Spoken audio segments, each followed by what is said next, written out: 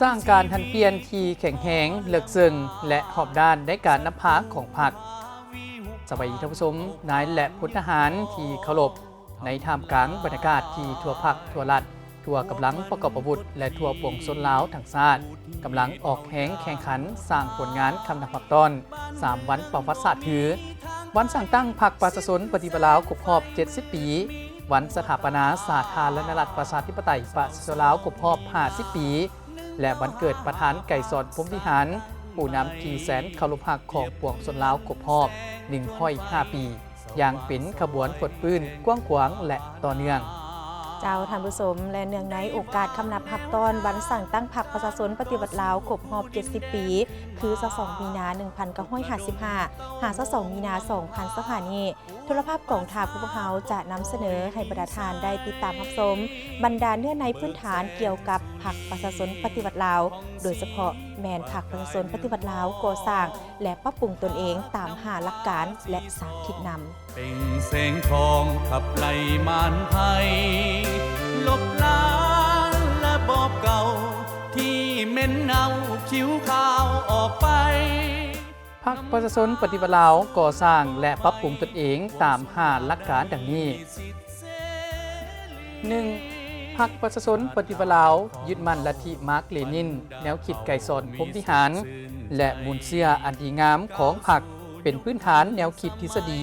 เสริมขยายลักษณะนำหน้าลักษณะศึกษาอุปมและลักษณะต่อสู้ส่วนสั้นกรรมกรก่อสร้างปรับปรุงพรรคให้ปลอดใสเข้มแข็งหนักแน่น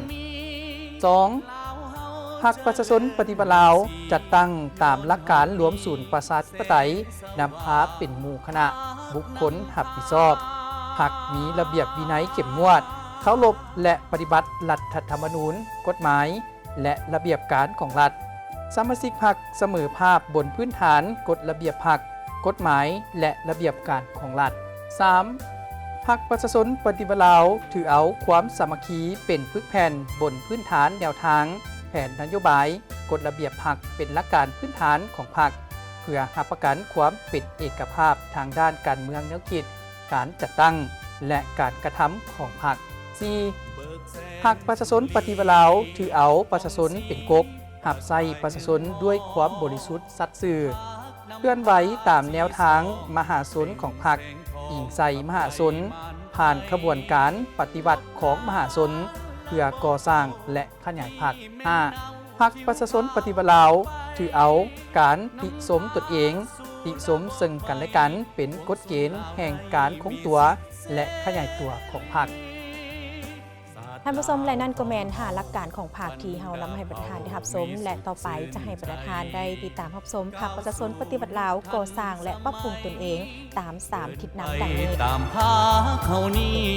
1. ก่อสร้างพรรคปลอดใสเข้มแข็งหนักแน่นทางด้านการเมืองแนวคิดการกระตั้งและแบบแผนการนำพาของพรรคเพิ่มทวีเวียกงานป้องกันพรรคเด็ดเดี่ยวต้านการเสื่อมคุณธาตุการเมืองภายในพรรค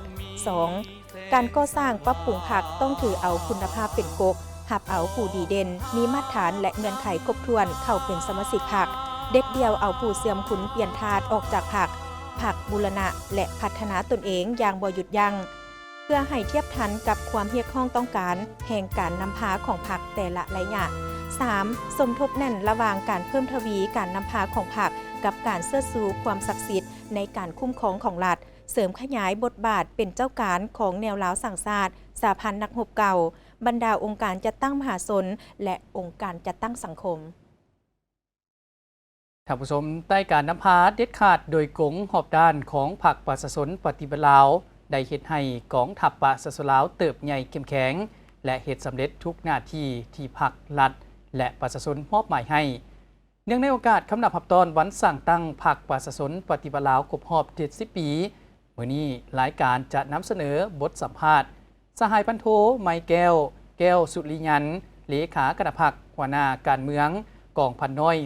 414ขึ้นกับกองบัญชาการทหารแขวงหลวงพระบางเสริญทานติดตามรับชม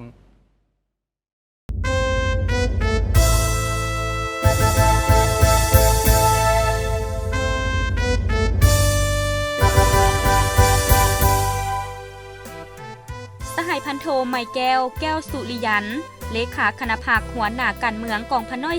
414 ที่ขึ้นกับกองบัญชาการทหารแขวงหลวงพระบางได้ให้สัมภาษณ์เนื่องในโอกาสคำนับหับตอนวันสั่งตั้งภาคประชาชนปฏิวัติลาวครบรอบ 70 ปีว่า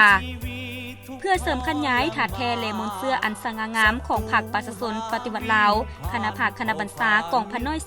414 ได้เอาใจใส่จัดตั้งเสริมซึมแนวทางแผนนโยบายศึกษาอบรมมุนเสื้อการนำพาอันสละทรงใสของพรรคและถาดแทปฏิวัติโดยเฉพาะการผันขยายมติกองประชุมใหญ่ครั้งที่ 11 ของพรรคและมติกองประชุมใหญ่ครั้งที่ 5 ขององค์คณะพรรคกระทรวงป้องกันประเทศว่าด้วย4หน้าที่ใหญ่26แผนงานให้พนักงานสมาชิกพรรคนักรบหับหูและเข้าใจอย่างลึกซึ้งพร้อมกันจัดตั้งผันขยายให้ปรากฏผลเป็นจริงได้วางแนวทางการต่อสู้กู้ดินแดนคืนมาปลุกระดมเต้าโหงนำพาปวงประสาปลดปล่อยมีใสเพื่อเสริมขยายทัดแทนของพรรคประชาชนปฏิวัติลาว 1. คณะพรรคคณะบัญชาพวกเขาได้ถือเอาการเผยแพร่และศึกษาอบรมมุนเสื้ออันดีงามของพรรคเสริมซึมจัดตั้งปฏิบัติมติกองประชุมใหญ่ครั้งที่ 11 ของพรรคและมติกองประชุมใหญ่ครั้งที่ 5 ขององค์คณะพรรคกระทรวงป้องกันประเทศบางออก 2. คณะพรรคคณะบัญชาตั้งหน้าปลุกระดมพลังงานนายและพลทหารหันลงก่อสร้างหักฐานการเมืองสร้างท่าสนามป้องกันศาสตร์ป้องกันความสงบ3คันทั่วพวก2ล้านให้ติดพันกับเบี้ยงาน3สร้าง 3. เพิ่มทวีการนำพาของพรรคสร้างได้ศึกษานายทหารกำแน่นทัดแท้มีแบบแผนมีระเบียบวินัยติดพันกับการสร้างโดยพรรคปลอดใส่เข้มแข็งหนักแน่นสืบต่อสร้างพลังงานสืบทอดเปลี่ยนแทนมีคุณภาพสูงและสกัดกันปัญหาปรากฏการณ์ย่อท้อที่เกิดขึ้นในกรมกอง 4. เสิร์ชสู่น้ำใจพึ่งตนเองกุมตนเองและสร้างความเข้มแข็งด้วยตนเองมีน้ำใจประหยัดมัธยัติพวกเขาซุ่มใส่สร้างพระธิการกับที่นำใส่แห่งบ่มซ้อนของกรมกองที่มีเขาในการปรับปรุงพัฒนากรมกองจะเพิ่มทวีต่อการพัวพันกับกรมกองเพื่อนและบรรหาบ้านที่แหกเซี่ยวพ่อแม่ประชาชนที่กรมกองพวกเขาตั้งทัพอยู่แน่นแผนดีขึ้นกว่าเก่าเบิกแสงสุรีผ่องสีประกายเฮืองหองพากนำพาสีสองเป่งแสงทองขับไล่มารภัยลบล้างและบอบเก่าที่เหม็นเน่าคิ้วขาวออกไปนำพาสู่ระบบใหม่ปวงชนลาวได้มีสิทธิ์เส